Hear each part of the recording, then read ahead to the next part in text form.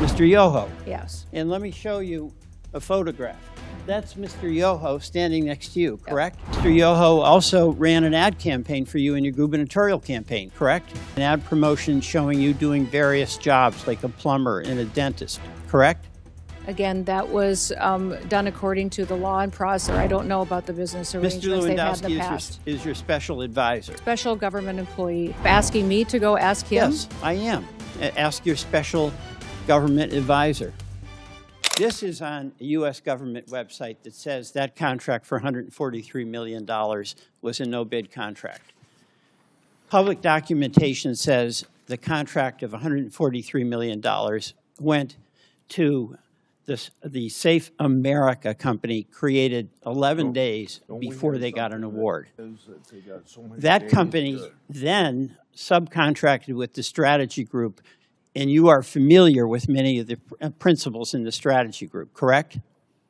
I know one of them. Mr. Yoho. Yes. And let me show you a photograph. That's Mr. Yoho standing next to you, correct? Yep. Yes. Now, Mr. Yoho is also the husband of your former spokesperson. Is that correct? Correct. Tricia McLaughlin. Yes. So your former assistant secretary and her husband are the ones that got the subcontract from Safe America, or from Safe America. That's what the record shows. Any dispute about that? No, except there was no politicals, myself or anyone else besides career employees who are a part of that process, except for putting out those contracts and choosing generous. Those vendors. But what you have is the Republican operative. Well, you're trying to insinuate that I'm not insinuating. I'm stating a fact. The fact is you're saying that I weighed in on this contracting process, and I did not. Mr. Chairman, the fact is that Mr. Yoho was married to your assistant secretary, is married, correct? Yes, they are still married. All right. And Mr. Yoho also ran an ad campaign for you in your gubernatorial campaign, correct? Yes. And he also attended your inauguration. Yes. And Mr. Yoho received $8.5 million, or his company did, from the taxpayers of South Dakota when you ran an ad promotion showing you doing various jobs like a plumber and a dentist, correct?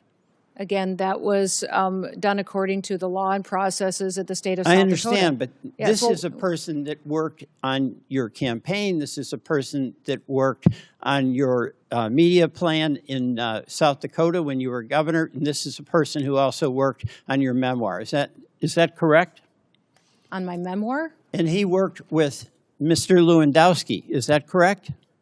I don't know, sir. I don't know about the business arrangements they've had in the past. Mr. Lewandowski is your special advisor. Special government employee. Right. For the White House. And Mr. Lewandowski brought Mr. Yoho into your camp. They had worked on the Louisiana governor's campaign, correct? No, I knew Ben Yoho before that. All right. So the person that you knew, Mr. Yoho, the husband of your assistant secretary, is the person in the company that got the subcontract 11 days after this original company, Safe America, was founded. That's the record. So I have a question. Did Mr. Lewandowski receive any compensation directly or indirectly from Safe America or from the strategy group?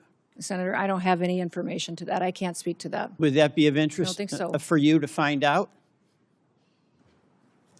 Sure. Well, so will you ask Mr. Lewandowski, did he get any compensation directly or indirectly from these contracts? Are you asking me to go ask him? Yes, I am. Ask your special government advisor. I can do that. And you'll get back to us. Get back to you, yes, absolutely. All right, we will want that. Homeland Security was established in the aftermath of 9/11, one of the darkest days in our nation's history. That resulted in the death of nearly 3,000 Americans. The mission of the Department of Homeland Security at that time was just as critical as it is today. We protect our American people, we prevent acts of terrorism, and we defend our homeland. Every action that the Department of Homeland Security takes is guided by that mission and by that responsibility. Thanks to President Trump's leadership and the hard work of the men and women of DHS, our department has delivered historic results and has made our communities safer. Since the start of President Trump's second term, daily encounters along the southwest border declined by 96% compared to the Biden administration's daily average. We've reached the lowest levels ever recorded in U.S. Customs and Border Protection's history. In President Trump's first year, total Border Patrol apprehensions along the southwest border were less than the average of a single month under the Biden administration. For 10 straight months, the Border Patrol has released 0 illegal aliens into the interior of the United States.